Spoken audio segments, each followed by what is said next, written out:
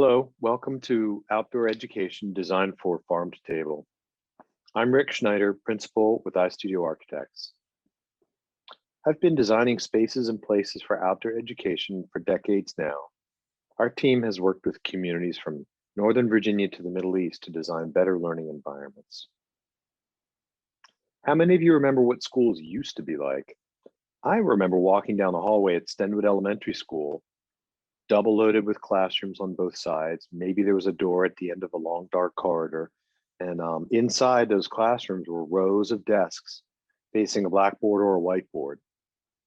Very little connection to the outside, sometimes some windows. For that, we had to wait for recess. I'm sure many of you had this experience. I know I did, and I still remember to this day. I also remember sitting at my desk during health class when the lights went down and the slide projector came on. Then Ms. Zimmerman would talk about exercise, eating right, and the food pyramid. I didn't mind the learning so much, but I really wanted to be outside because that's where the fun was. Learning took place in the classroom, at my desk, back straight, eyes forward. And that's what the disconnect was as well. Learning inside, fun outside. Fast forward to the 21st century, not all classrooms look like that anymore. They're healthy, green, vibrant, and the learning takes place in a variety of spaces, both inside and outside. Now, classrooms look like this,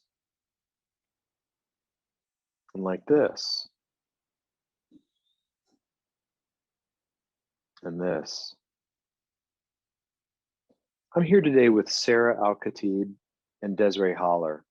They're project team members I get to work with who are designing the next generation of schools.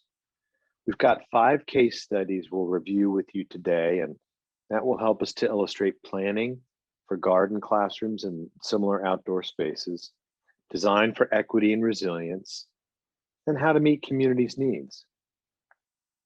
It's not a stretch to say that the children learning in today's curriculum gardens are the next generation of leaders. Let's do the math. A 5th grader today may be a staff member for the mayor in Washington, D.C. in 2030, which is the target date of the UN Sustainability Goals. Our first case study is Tubman Elementary School.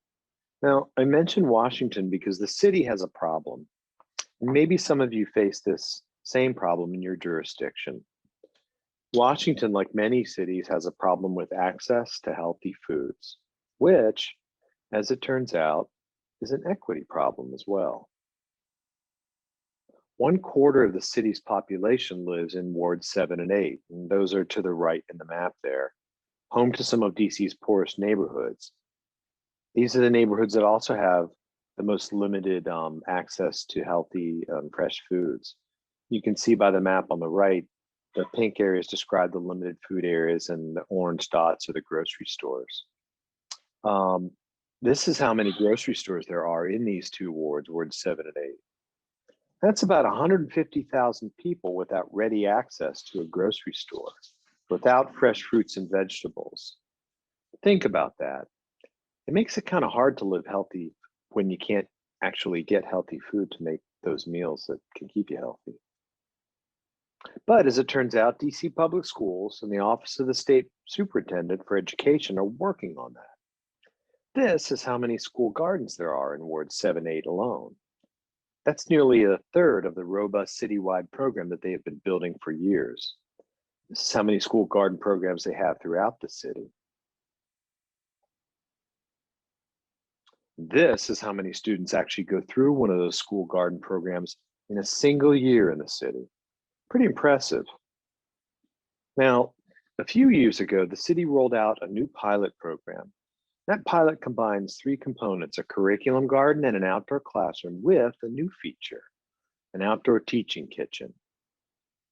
Now, teachers can close the loop on the lesson of farm to table. So children learn not just how to grow their own food, they learn as well how to prepare healthy meals for themselves. And along the way are lessons in sustainability and environmental stewardship. It's all part of their vision to promote healthy living and stronger neighborhoods. The programs are terrific. So what's an architect doing talking about outdoor education? This is where our job gets really cool. Architects, designers, and planners have a unique opportunity to provide fertile ground where these programs can take root. With good design, we can provide inspirational places that empower outdoor education programs, like the school gardens in Washington, D.C. Tubman Elementary School has a unique feature, and you can see it in this aerial photograph here. The courtyard you see is located right in the middle of the school. It's sunken and it's surrounded by hallways with glass walls. So the students are passing by it all day long and they get to see into this. This is what they see in that courtyard now, or they did before. Because there were no programs to activate this space, it got pretty beat up and overgrown. It's much more likely, or it was much more likely to attract critters than it is to attract students and teachers. So we work closely with the city and the school staff and parents and teachers to develop a plan. This plan rehabilitates the courtyard, 10,000 square feet of it, to include a curriculum garden, outdoor classroom, and a teaching kitchen, plus a few other surprises I'll talk about in a minute. Our process began, as it does with every project, with listening. We listened to the school community to understand their needs and desires. We listened to the site. We asked ourselves elemental questions, much like a fifth grade science class. Questions like, where does the sun shine? Which way does the wind blow? And where does the rain fall? Where does it go? They're all good questions if you're planning a garden. This next slide shows you a solar study that we produced so that we could understand where the sun shines at different times of year. This helps planning the layout of the garden beds. First, we built ramps to provide access for all. Raised garden beds are high enough for someone in a wheelchair to reach in and plant, and deep enough to grow potatoes and carrots. That's about 18 inches. The kitchen is built with durable materials like cast stone and stainless steel. It was designed with a teaching moment. You can see exposed sink drains on the left side there. That shows kids where the water goes. A great way for them to learn a key factor in the cycle of farm to table. It's also ADA accessibility as well. The classroom has a lightweight shade structure. It's painted in the school color. It's a bright spring green. The storage shed where you put the gardening implements, hoses, and there's a WAP in there as well. The storage shed was clad with whiteboard material so it can function also as a teaching wall. There's a detail of it. The pavilion was inspired by a shape every school kid will recognize. It's a paper airplane, that W shape. It's designed to see and celebrate rainwater harvesting, another teaching moment about water and the cycle of farm to table. Rain lands on that W-shaped roof where it's channeled from scuppers, you see here on the left image, to rain chains in the right, and then into rainwater storage or rain gardens, or it can be used to water the gardens. What lesson in Farm to Fork would be complete without fertilizer? So we built a chicken run, and now kids can learn about what makes healthy soil while they collect fresh eggs. And I remember one day I went out to photograph the space and saw a teacher with a student under the canopy all by themselves. Turns out the courtyard is a great space for a child with special needs to take a test. And holding the chicken was both a reward and a calming device. Now, every Wednesday, the school hosts a farmer's market with regional farms and invites the neighbors. Kids learn where their food comes from, a lesson they take home with them. The kids have a place where we designed to the program, but we also included teaching moments and fun details that are intended to inspire learning. I'm happy to say the program is up and running post-COVID, and this short video here will take you on a little tour, a day in the life of the students at Tubman Elementary School.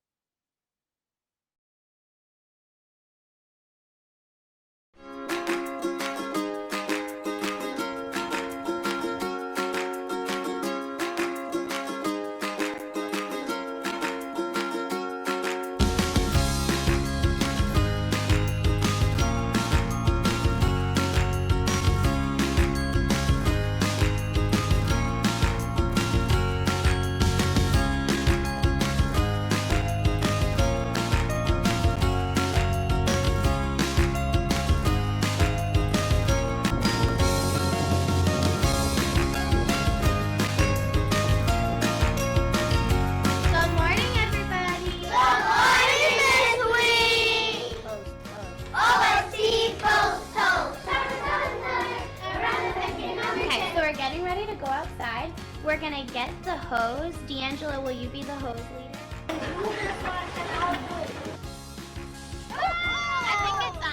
My name's Emily Wheat, and I'm a second grade teacher at Harriet Tubman Elementary. As a teacher, the outdoor classroom, it just affords us so many more opportunities. Teaching kids outside is really important and really fun. The teachers told us that it was important for the students to learn about nutrition education. So we included plenty of vegetable beds, a place to cook, and a place for students to gather, sit down, and eat together. My name is Sam Ullery. I'm the school garden specialist. Originally, this space was very challenging to use. It had multiple retaining walls. The space was very broken up. It was difficult to get around. There were benches elevated. There were dead, diseased trees. I'm really excited about the Outdoor Classroom project because it provides students an opportunity to learn outside. It also serves as a model for district residents to see what's possible when utilizing school grounds that serve as educational opportunities. My name is Tayvon and I'm in second grade. Having a garden here really helped me a lot because I get to see the environment and I get to plant and water. We come to the garden and read books and we get to pet chickens. Miss Emily taught me to water plants every day so they can grow and press gentle. We tried to bring architectural moments in here that would be teaching moments for the kids, but also very functional. I am Rick Schneider, principal with iStudio Architects. We're the architect for the Tubman Elementary School project. Because you were outside, we needed to provide them a pavilion that would provide a little bit of shade and maybe shield them from the passing rain shower. I also remember what it was like to be kids making paper airplanes. We came up with this form that worked really well for channeling stormwater. You can see kind of in these valleys right here. But it also gave us a really interesting shape, a really interesting form, which you can see echoed in the canopy. We tried to bring architectural moments in here that would be teaching moments for the kids, but also very functional.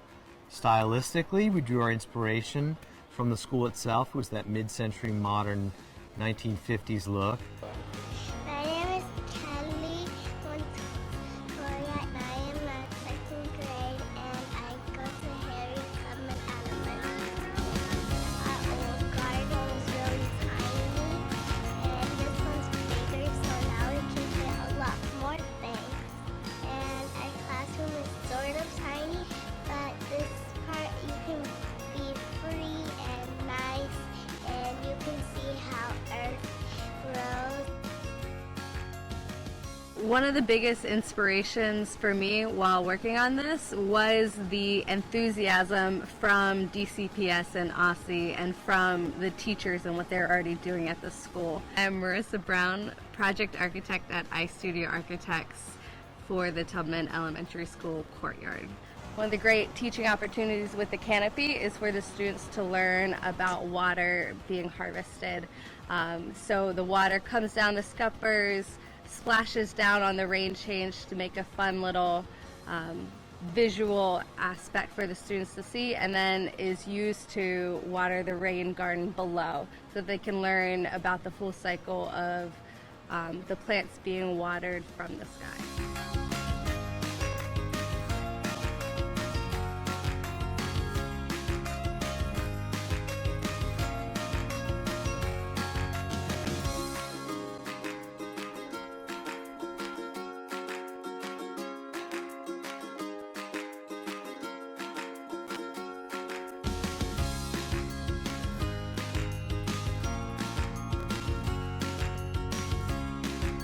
When the kids come out here, they get a chance to learn how things grow, demonstrate how things grow, and then learn what you can do with those things that you grow yourself, how to prepare a healthy meal for yourself, and how to stay healthy.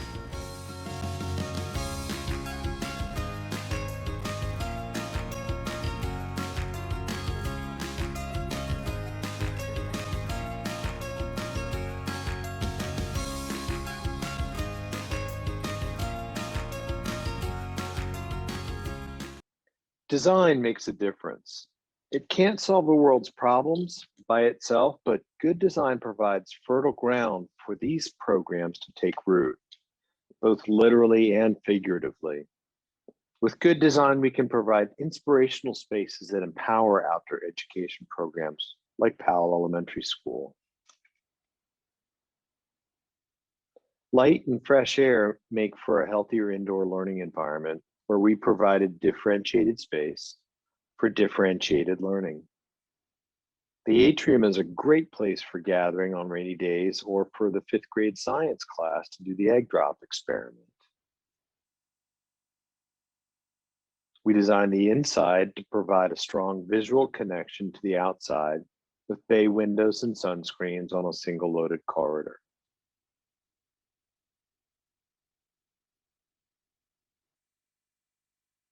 This aerial rendering of the master plan shows the number of outdoor education spaces, including natural playground, rooftop curriculum garden, and here's an outdoor classroom with amphitheater seating.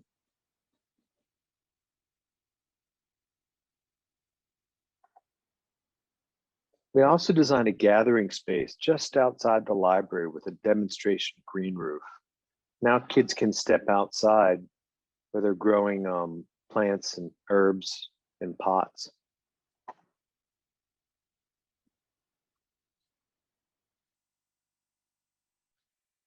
This brings us to our next case study. You want to talk about Van Ness Elementary School, Sarah? Yes, thank you, Rick. So starting off with a short description of Van Ness Elementary School, the campus is located in a quickly growing neighborhood in Southeast DC. It was first modernized in 2016, but the continued population growth in the area affected the school's attendance to exceed the building's capacity, which required a school expansion that accommodates the present and future growth by providing 7 additional classrooms for 168 students.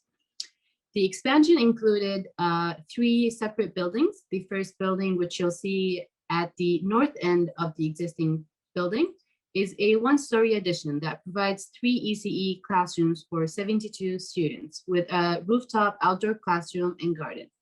The addition was designed to accommodate any additional floors in the future. The second building is a community health care facility, which you'll see on the northeast corner of the campus. And it was converted into 4 primary classrooms for 96 students. The third building is the Lincoln Field House, a 20th century national registered historic structure that required renovation and extensive structural repair to restore its original appearance, adding to it a ridge vent and rain chains that lead down to rain gardens. Moving on to the next slide. The school site brought many challenges during the planning and design process due to its tight urban constraints and shared program space with DPR. So the new addition came in place of the existing ECE garden, which you see right now on the screen. So it had to be relocated in place of the curriculum garden. So we then had to find a new location for it. And we moved it up to the rooftop of the 1-story addition. Why this location, you'd think? It is a location that is centered between the existing building and the 2 new buildings, the field house and the annex, giving a view of the central green oval and the whole campus. It also provides easy access for the annex and field house to the rooftop through the exterior stairs on the east end of the addition, as you see here on the screen, and a second ADA access route through the existing building. Moving on to the next slide. So the outdoor classroom is covered by copper-colored perforated metal canopy that filters in soft sunlight to the classroom and incorporates rain and pollinator garden for outdoor education. It also has a tool shed wrapped in white marker board material to provide a teaching wall. The canopy has copper rain chains and a rainwater storage bin, which provides the students with a teaching moment on where the water comes from, how it goes down to the planters, which is a demonstration of how stormwater management works. Such purposeful experiences provide powerful and memorable learning. The curriculum garden, which we see on the right side of this slide, has 4 ADA accessible raised planter beds and a compost bin, which is a great opportunity to teach students how to grow fresh fruit and vegetables and care for the environment. It will also be a nutritional avenue for students and their families, especially that DC has been facing many problems with food equity and accessibility to healthy food, as Rick mentioned earlier in the presentation. The students' contact with nature, even in such a small context as a community garden, can really improve their mental health, academic achievement, teamwork, skills, and well-being. It also teaches them how to be resilient, accept new tasks, new challenges, and not give up easily. This is an image of the rooftop outdoor classroom and garden under construction. If we move to the next slide. And we're hoping it will be completed by fall 2021 for the students to use and to inspire other schools to explore outdoor learning environments. Especially with the most recent health crisis due to COVID-19 pandemic, such environments are safer for in-person contact between the students and the teachers. In the end, outdoor learning is also a reminder for students that learning can occur anywhere and at any time, and that is, it's not limited to when you're sitting at your desk and chair inside a classroom. Holding on that note, I'll give it away to Desiree to speak about learning beyond the classroom.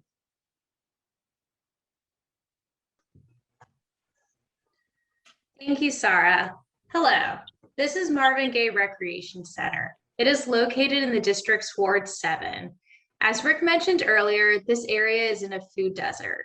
Wards 7 and 8 have the highest rates of African-American residents, comprising 91.7% of the population in those wards. When mapping equitable access to food, it becomes apparent how much of a role race and class play in the food distribution system of America.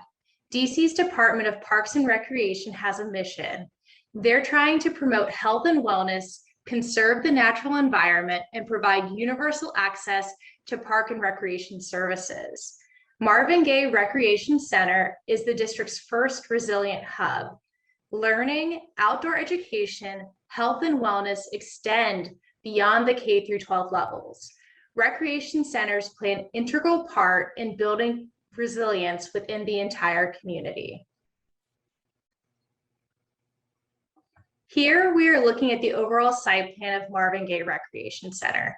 It is a hub within the vast outdoor trails network that lead recreational and outdoor enthusiasts along Watts Branch Stream. The facility includes outdoor playfields, courts, gardens, and trails. As you can see, 61st Street dead ends into Blanks Place Northeast. At this junction, there is a trailhead that leads from the Community Recreation Center to the gardens. Here, residents grow a variety of fruits and vegetables focused on seasonal products for year-round use and consumption. The 1 acre site provides introductory green job and enterprise training through green courts, cultural and educational programming through park arts, and health education through Heart and Soul.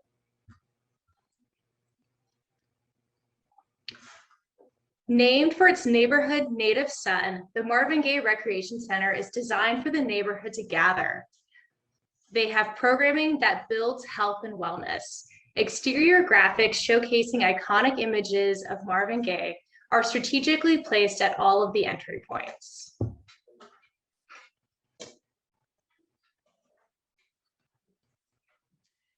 Inspiring spaces help these programs take root. Inside, there is a flexible community room, fitness center, computer room, and spaces for teens and seniors to gather. At the heart of a good recreation facility, the building should help residents cultivate community ties, connecting residents to one another and the places they inhabit. This sense of connectedness makes communities attractive to current and future residents.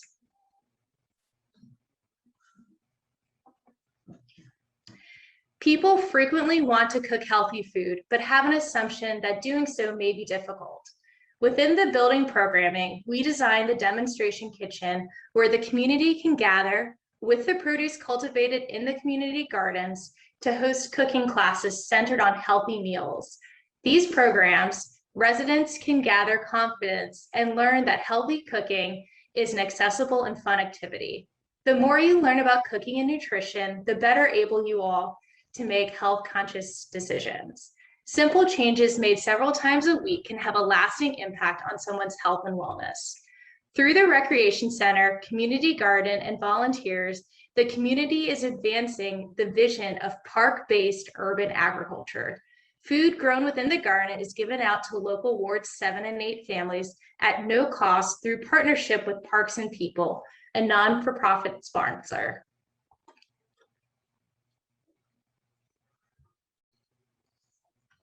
The Center for Disease Control reports that in 2018, the current US obesity prevalence is at 42.4%, with African Americans disproportionately experiencing the highest rates.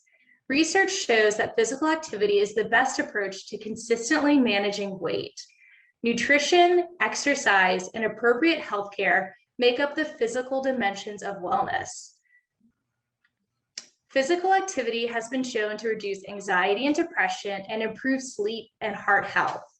This fitness center and the adjacent basketball courts were at the top of the priority list as the community engaged with iStudio during the design process. Creating safe and free fitness centers provides access to resources that facilitate the overall wellness of the community's residents.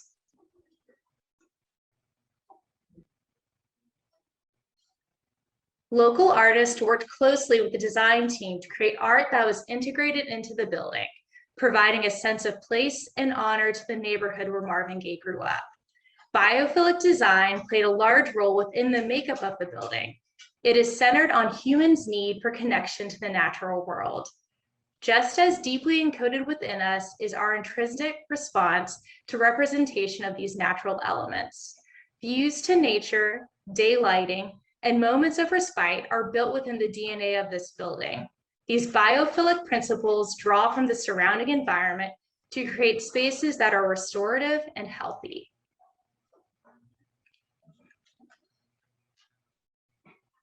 The wide interior pathway lined with integrated art culminates at the exterior second floor balcony. This gives residents a new view of the site and their neighborhood. It is over the stream and up among the trees. In an underserved neighborhood with barriers to social, economic, and environmental resources, Marvin Gaye Recreation Center provides a fundamental and sustainable space for culture, creativity, and wellness to flourish. These make up the necessary components to building resiliency within our communities. Now I'll hand the presentation back over to Rick. The challenge with many urban public spaces is often finding room for them. When tasked with relocating the Twin Oaks Community Garden across the street from Powell Elementary School, the design team was left with an overgrown, little-used hillside overlooking a soccer field and operated by the DC Department of Parks and Recreation. Challenges here included soccer balls from the south and the shadows of trees on the west, as well as inaccessibility on a steep slope. The team talked with community members to understand their needs for gardening and gathering.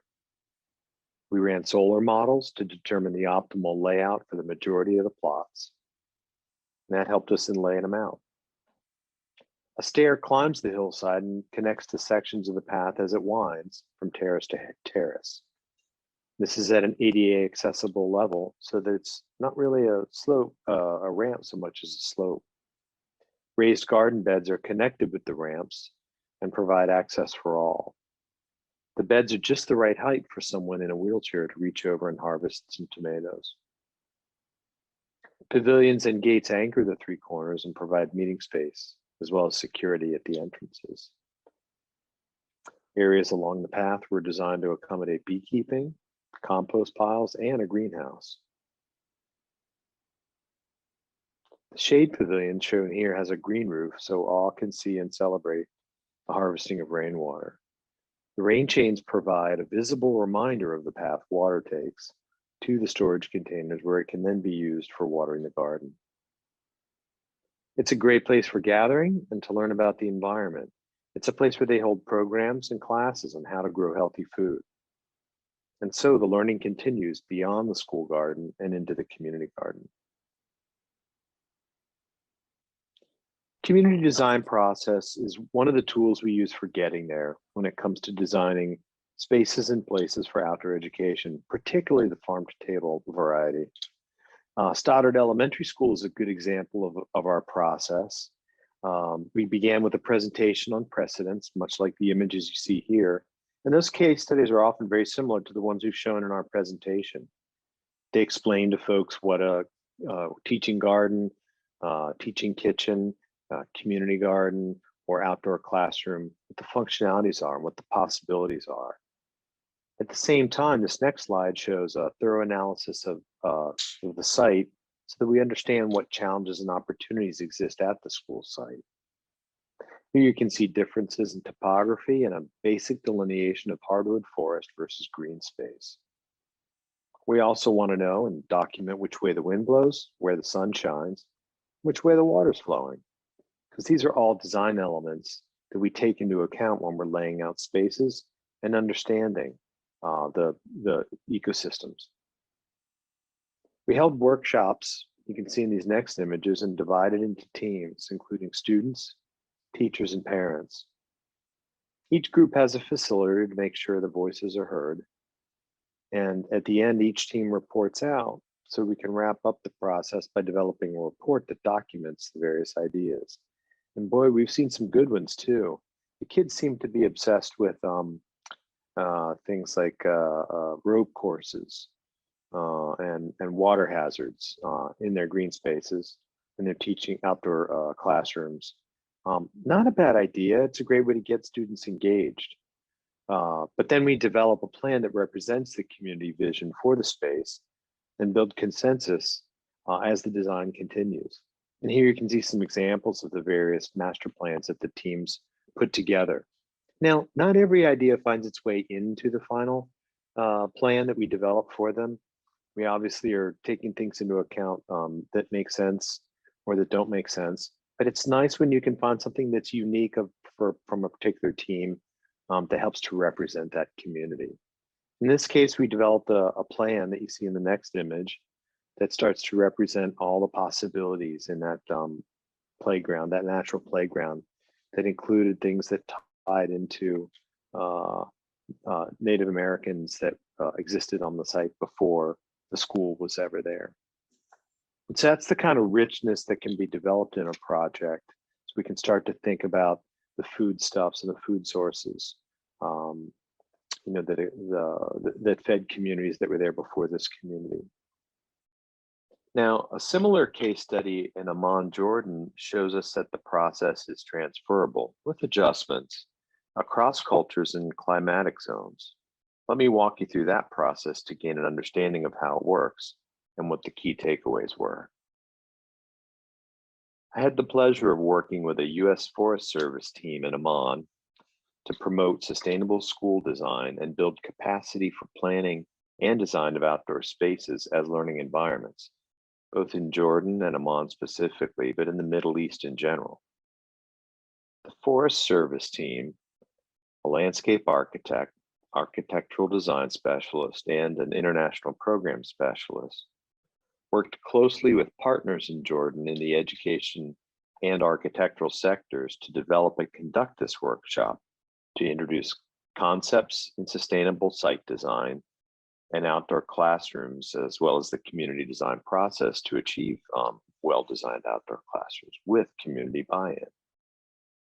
The workshop stakeholders that we worked with included school representatives, architects, and community leaders, similar to a workshop process that you all might hold in the future.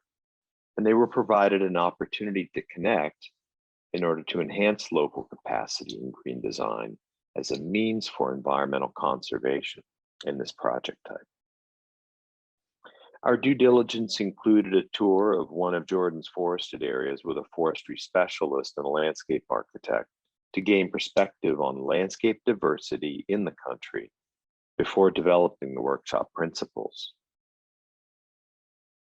The workshop began with a presentation on precedents, similar to the ones you saw here, in outdoor ed spaces. Others were drawn from similar water-stressed climates in the American Southwest. We talked about the benefits of outdoor classrooms as a way to connect students with the cycles of nature and avoid nature deficit disorder. In order to tailor the workshop specifically to the context and the landscapes of that area and of Jordan, the Forest Service utilized a school from the Jordan Schools program and invited members of the school and community to attend the workshop. These stakeholders were guided through the site analysis process to understand the local ecology, climate, and site constraints. We asked those elemental questions. Where does the sun shine? Which way does the wind blow? And where does the water go when it falls on the site? The example school already had a robust school garden program, as well as paved and unpaved play areas. Next, the group created a list of priorities for learning and identified ways to provide landscapes that support these priorities based on the precedents we showed in the presentation. After a report out, workshop participants discussed conceptual design ideas that promoted low impact development in schools using the existing outdoor spaces.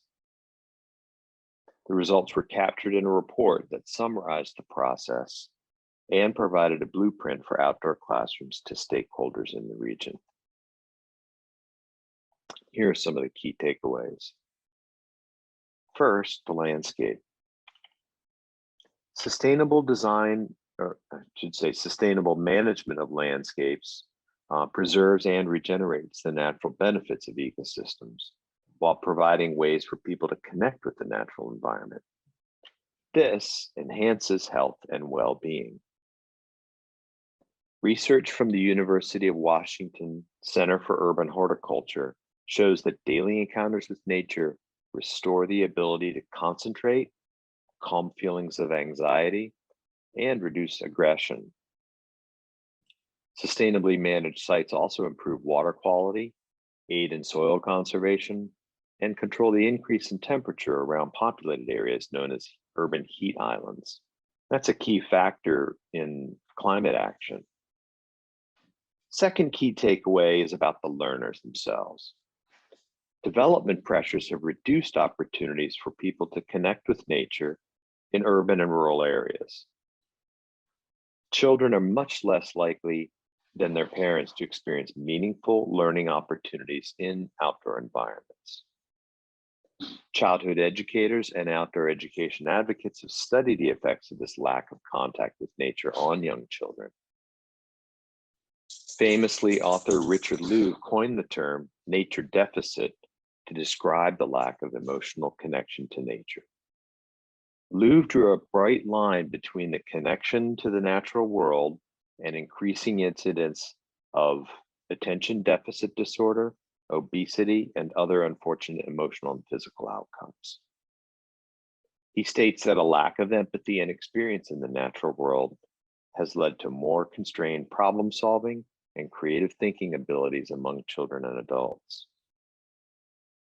Opportunities for outdoor education and play also allow children and students the opportunity to further integrate concepts they're learning indoors as well.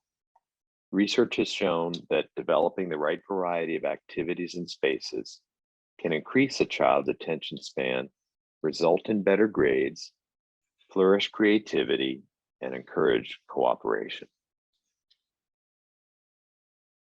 There's some key lessons in sustainability that kids and families can take home with them through this process when we design outdoor ed spaces from farm to table cycle. First is that the learning can happen in outdoor spaces and doesn't always require a building for that. That's good to know since buildings use up vast quantities of resources in their construction and operation. Meanwhile, municipalities can plan for outdoor spaces that are less costly in construction and energy dollars. We like that. And when people of all ages learn more about where their food comes from, they also learn about the cycles of nature and the value of clean air and water as well as healthy soil. Helps us connect more with the environment that we're often talking about saving. So in conclusion, we've walked through 5 different case studies. At Tubman Elementary School, we described a process for listening to the school community and listening to the site. We designed for equity and accessibility to promote community resilience. And we included teaching moments in the architecture that are informed by the curriculum and provide hooks that illustrate the cycle of water in the cycle of farm to table. At Powell Elementary School, we showed examples of how to plan for differentiated space and establish a connection between outside and inside. That often means designing both the outside and the inside so that they talk to each other. We showed a range of inside and outside spaces that may be incorporated into a school master plan. Things like rooftop curriculum gardens, green roofs, natural playgrounds, and outdoor classrooms. Twin Oaks Community Garden illustrates examples of design for the learning to continue. Here we also saw a design for equity and accessibility and teaching moments in the cycle of water, stuff that can be included in the design details.